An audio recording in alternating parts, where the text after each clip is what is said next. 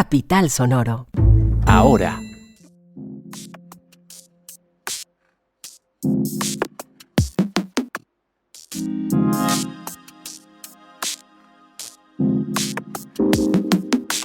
El martes 15 de agosto, en el barrio Brasilia, localidad de Bosa, se registró un incendio que afectó una vivienda y dejó varias personas lesionadas.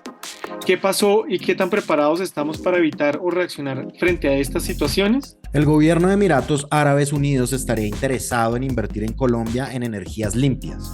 ¿Cómo se dio este encuentro? Madre denuncia que su hija fue violada por quien era su arrendatario. ¿Qué sabemos de este caso? Y tenemos nuestros jueves con la persona que les habla al otro lado, que es Fernando Rojas. Ahora, un podcast.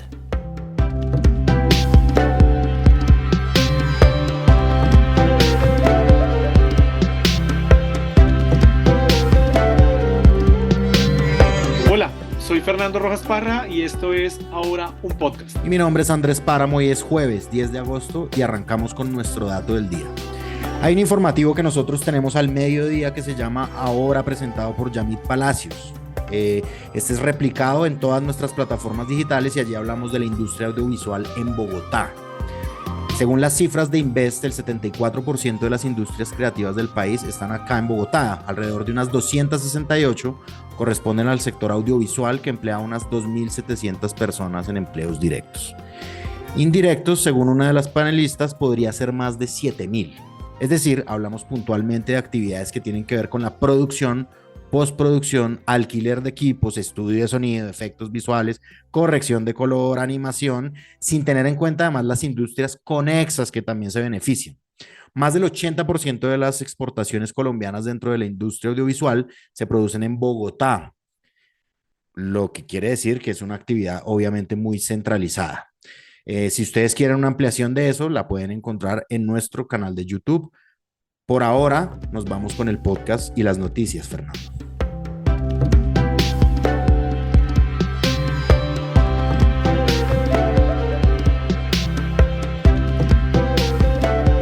El martes 15 de agosto, en el barrio Brasilia, de la localidad de Bosa, se registró un incendio que afectó una vivienda que dejó a varias personas lesionadas.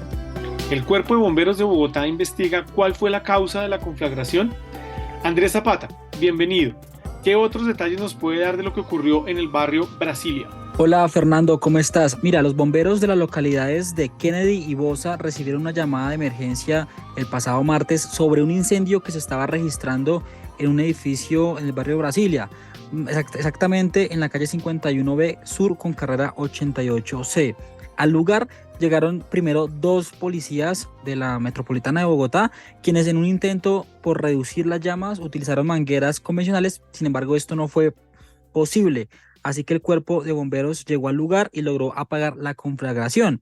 Sin embargo, las autoridades, como usted lo decía, investigan qué pudo haber causado la emergencia. Sin embargo, las primeras versiones se habla de que allí era un acopio de una empresa de reciclaje. ¿Qué ha dicho la Asociación Nacional de Protección contra Incendios al respecto? Mira, lo que ha dicho la asociación es que hace un llamado urgente para la prevención de los incendios en Colombia, pues según ellos, más del 80% del sector comercial no tiene cómo prevenir o controlar un incendio. Y mira este dato, aproximadamente el 60% de los centros comerciales de Colombia no cuentan con sistemas automáticos de extinción, es decir, los rociadores contra incendios, pero también el 95% de las personas en el país no cuentan con un sistema de protección en sus hogares y las medianas y pequeñas empresas no tienen una cultura de protección contra incendios, lo que pone en peligro su continuidad en caso de una emergencia. Ok, ¿y esta situación es extensible a otros lugares en los que confluye gente? Sí, mira, otro de los sectores que también le preocupa a la agencia son los museos, ya que el 80% carece de buenas prácticas contra incendios. Mira un ejemplo, lo que ocurrió en el Museo Nacional de Brasil 2018 o los lamentables daños de la Catedral de Notre Dame en Francia 2019. Son claros ejemplos de pérdidas invaluables del patrimonio arquitectónico, artístico y religioso de la humanidad derivados de esos incendios. Entonces sí hay que ponerle y prestarle mucha atención a lo que está ocurriendo aquí en Colombia. Yo me quiero hacer una idea de qué tan grave es el panorama, Andrés. ¿Qué cifras tenemos sobre incendios? Andrés, mira, algunas de las cifras que tenemos, y es que según los datos de la Dirección Nacional de Bomberos de Colombia, en el año 2020 se atendieron en el país más de 18.000 incendios, dentro de los cuales más de 2.500 fueron por incendios estructurales. Pero hablemos de acá de Bogotá.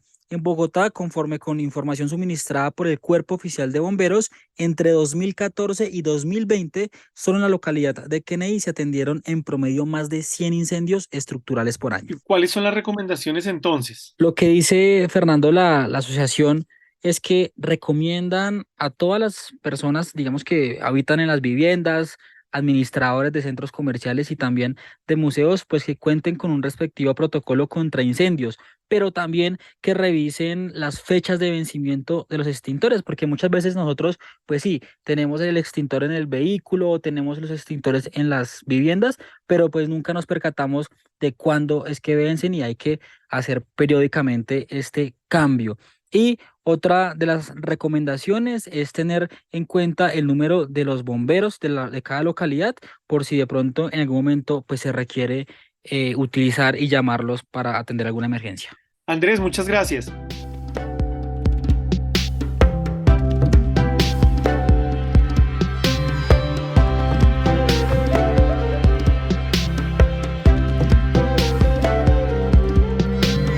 El gobierno de Emiratos Árabes Unidos estaría interesado en invertir en Colombia en energías limpias.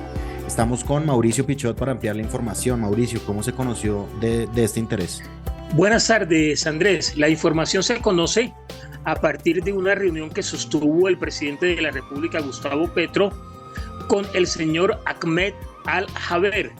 Él es el sultán de Emiratos Árabes Unidos y también ejerce actualmente como presidente designado de la COP18 y enviado especial para el llamado cambio climático, y además es ministro de Industria y Tecnología Avanzada en ese país, y él se manifestó en ese sentido en relación con Colombia. Mauricio, ¿esto se dio en el marco de alguna reunión? Sí, señor, en el foro de la Amazonía, que realmente se llama Cumbre de la Amazonía Unidos, que se llevó a cabo en estos días más recientes en Belém do Pará, en territorio brasileño. Allí se conoció que este país, que Emiratos Árabes Unidos, buscaría también avanzar en la descarbonización común de la economía con Colombia en lo que tiene que ver con las inversiones de ese país en el territorio nacional. Yo tengo una pregunta ahí y es cómo son nuestras relaciones con Emiratos Árabes Unidos. Mejor dicho, ¿qué agendas hay juntas? Es decir, eso es como un terreno que desconozco totalmente. Hay una cooperación mutua, Andrés, entre los dos países en relación con algunas exportaciones de productos que se realizan desde Colombia y algunas asesorías que prestan especialmente especialmente en lo que tiene que ver con el agro en territorio colombiano por parte de expertos de Emiratos Árabes Unidos.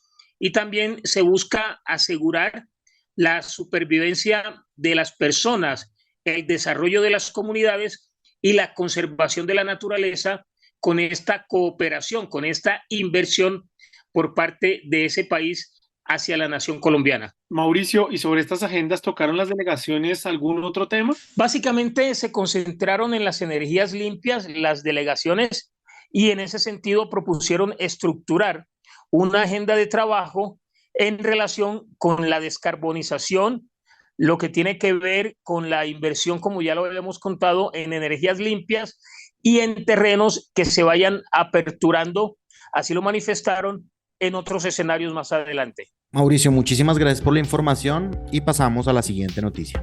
A ustedes, gracias.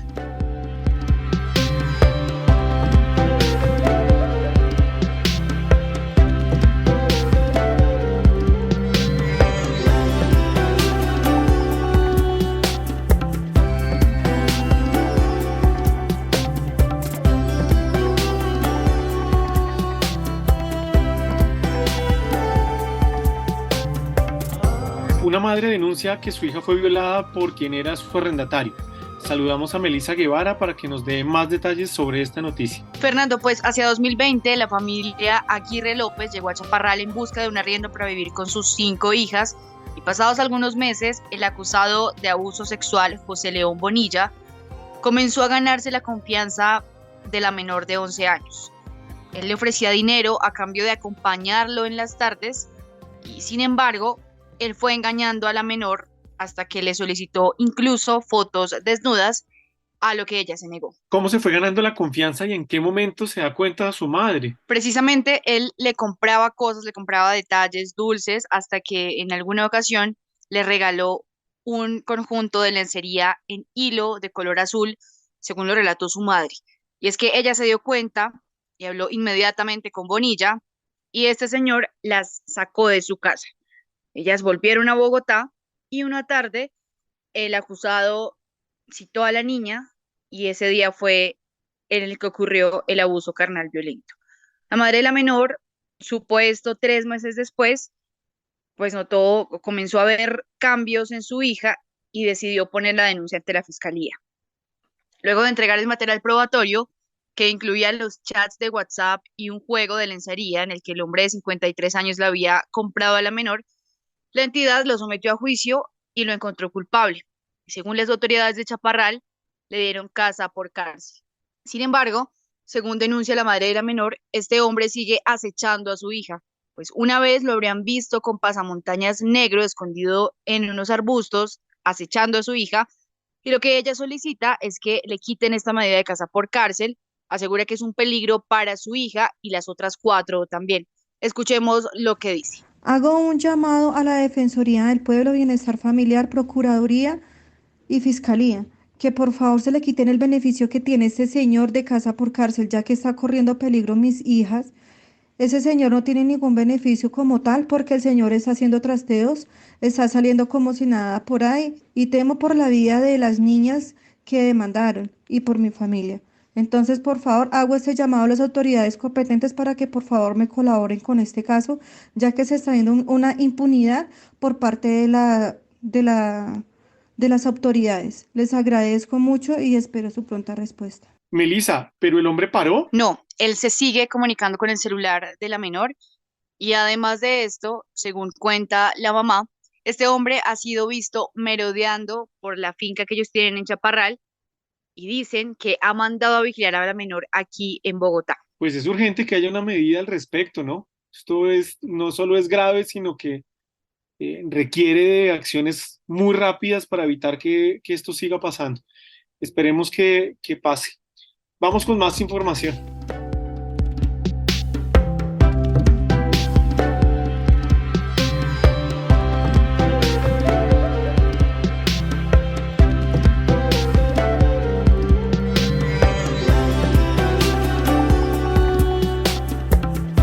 Con más información y la tenemos de la mano tuya, Fernando, ahí para que te quites la camiseta un momento de presentador y me la des como invitado, porque hoy es jueves. Entonces, ¿qué tenemos para hoy? Creo que Gallup, ¿no es? Pues la más reciente encuesta de Inbamer sobre Bogotá muestra un camino que yo creo que los candidatos a la alcaldía o el que crea que va a ganar tiene que tener presente, maestro Páramo. ¿Por qué? Mire, lo primero es que la gente, el 78% considera que Bogotá está empeorando, se acerca al 80% del final del gobierno de Peñalosa, mientras que solo el 17% considera que la ciudad está mejorando. Y este porcentaje es 3 puntos más alto que en el cierre de Peñalosa. Entonces, ¿qué es lo que está pasando acá? Desde Samuel Moreno hay una evaluación negativa del camino que está siguiendo la ciudad y eso tiene unos efectos sobre cómo la gente está evaluando la gestión de los alcaldes. La alcaldesa Claudia López en este momento tiene una desaprobación del 61% y una aprobación del 35%. Hay que reconocer que lleva desde agosto de 2022 más o menos en un porcentaje, digamos, estable.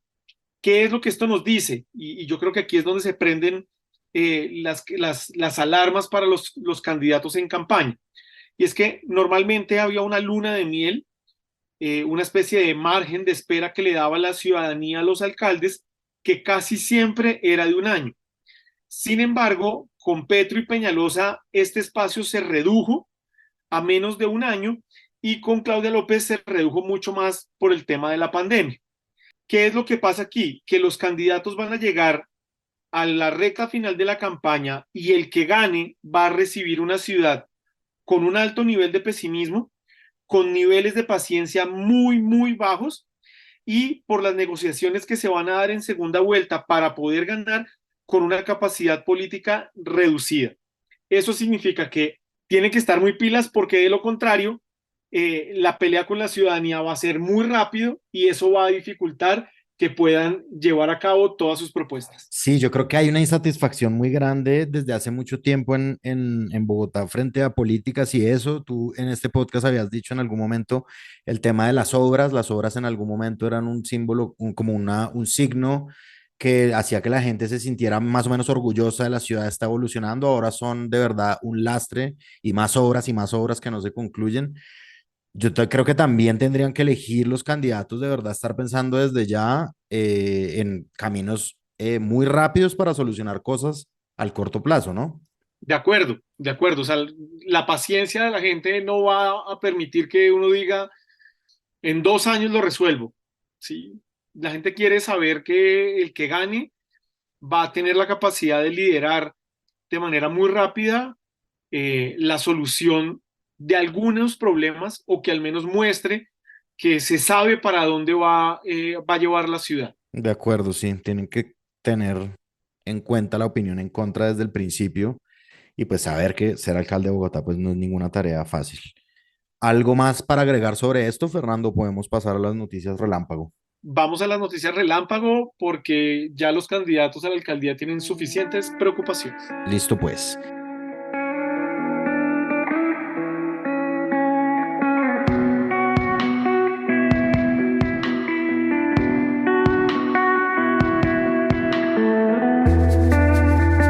Nos vamos con una de política. El nuevo embajador de Colombia en Venezuela es el señor Milton Rengifo Hernández, que ya está en Caracas ejerciendo funciones. El señor Rengifo reemplazó a Armando Benedetti luego de su renuncia, recordemos los audios de Benedetti en el caso de Laura Sarabia, y Rengifo firmó el acta ante funcionarios de esa sede diplomática y la cónsul general de Colombia en Caracas. Uno de sus retos es lograr la apertura de los 14 consulados prometidos, pues el único que está funcionando es el de San Antonio. Rengifo ya había adelantado reuniones en la frontera con empresarios y miembros de otros sectores, y pues para que sepan y estén informados, aquí sintonizados con los contenidos que nosotros hacemos, el domingo habrá una entrevista con él en la Franja de Mesa Capital, dirigida por Yamit Palacios, que se llama El Cuento del Domingo. Les dejamos un abrebocas pequeño de lo que nos dijo. Estamos pendientes de la reapertura de consulados. ¿Eso qué tan pronto va a suceder? Bueno, ya se abrió San Antonio y se dan los pasos para abrir Cúcuta. Ya hay nombrado, se acaba de nombrar cónsul en San Antonio, está nombrada la cónsul en Maracaibo, en el Zulia. Y la idea, la propuesta, la decisión del presidente es que abramos en este periodo de gobierno, abramos los 15 consulados que estaban antes del cierre de relaciones. Una de seguridad. El miércoles 9 de julio, un hombre identificado como Cristian Rodríguez asesinó a cuchillo a su pareja sentimental, identificada como Norma Piñeros, de 28 años, quien trabajaba como modelo webcam y vivía en el sur de Bogotá. Cuando las autoridades llegaron hasta el lugar de los hechos e indagaron al sujeto, este justificó su crimen diciendo que no se aguantaba más. Lastimosamente, otro caso de feminicidio. Vámonos con una de cultura. Bogotá sigue celebrando su cumpleaños con el Festival de Verano. En el Festival de Verano llega hoy, ya, apenas se publica este podcast, la Ciclovía Nocturna, que tendrá una variedad de actividades especiales como el bicicine en el Parque Simón Bolívar. Por este motivo habrá cierres viales y desvíos en la capital. El Ciclofest de Verano arranca ya a las 6 de la tarde y hasta las 12 de la medianoche, para que sepan. La Secretaría Distrital de Movilidad recomienda lo siguiente: no usar vehículo particular o, si es posible, regresar a las casas antes del inicio de la ciclovía nocturna. Sabemos que esto no es fácil para muchas personas. También la alcaldesa sugiere usar transporte no motorizado como la bicicleta o ir caminando, si es posible, o el transporte público. Se espera que la operación de las troncales del sistema Transmilenio operen con normalidad. Va otra de política. Queda un poco más de 2 meses para que la alcaldesa mayor de Bogotá, Claudia López, termine su mandato y está dejando firmados los últimos programas que ejecutará en la ciudad. Entre los anuncios por parte del gabinete se estipuló un nuevo subsidio para beneficio de 3.000 personas en la capital que recibirán 100.000 pesos mensuales durante 6 meses. Bajo esta iniciativa llamada Que la basura no se vuelva paisaje, la Secretaría Distrital de Integración Social reforzará y ampliará la atención en los servicios para las y los ciudadanos habitantes de calle, carreteros, cachivacheros o personas en riesgo de habitar en calle. Y una ñapa electoral. A pesar de que la candidatura de Gustavo Bolívar, aspirante por el pacto histórico, parecía tener la vía libre en el inicio de esta temporada, apareció una solicitud ante el Consejo Nacional Electoral para revocar su inscripción. La petición se aceptó el 5 de agosto y asegura que hubo irregularidades en la renuncia del entonces senador Bolívar, la cual aceptó la mesa directiva del Senado de la República en diciembre de 2022. Hoy, jueves 10 de agosto, miembros de la Colombia Humana, partido en el que milita Bolívar, visitaron el Consejo Nacional Electoral para demostrar la legalidad del trámite. Ahora es más que tele. Recuerden que ya tiene andando otros componentes en YouTube, en las redes sociales y aquí en podcast. Además, busca capital político y de vital importancia para saber lo que pasa en la política y la cultura. Tampoco se pierdan nuestro podcast de música que se llama así, nuestro podcast de música, que también encuentran en todas las plataformas de streaming. Y despierte todas las mañanas con nuestro boletín de noticias en su correo electrónico. Este podcast es producido por Andrés Villamil. La escritura está a cargo de Santiago Narváez y de uno de los héroes de este producto, Juan Pablo Conto. Y la edición a cargo de Cian Bernardo González. La dirección de los periodistas del Sistema Ahora está a cargo mío, Andrés Páramo, la de Capital Sonoro a cargo de Santiago Rivas y la del Sistema Informativo Ahora de María Paula Martínez. La persona que me acompañó aquí en la presentación de estas noticias es el señor Fernando Rojas Parra, director de Planeta Bogotá. Nos reencontraremos mañana viernes a las 6 p.m. para un nuevo episodio de este podcast. El oráculo de Google, que a veces no acierta tanto con Bogotá, pero bueno, se los decimos igual. Habrá una mínima de 8 grados y una máxima de 17 con un 20% de probabilidades de lluvia. Recuerden que estamos en agosto y en agosto pues vuelan cometas porque hace mucho viento. No termina el día sin información. Búsquenos en todas las plataformas de podcast y compartan. Chao, adiós. Capital Sonoro.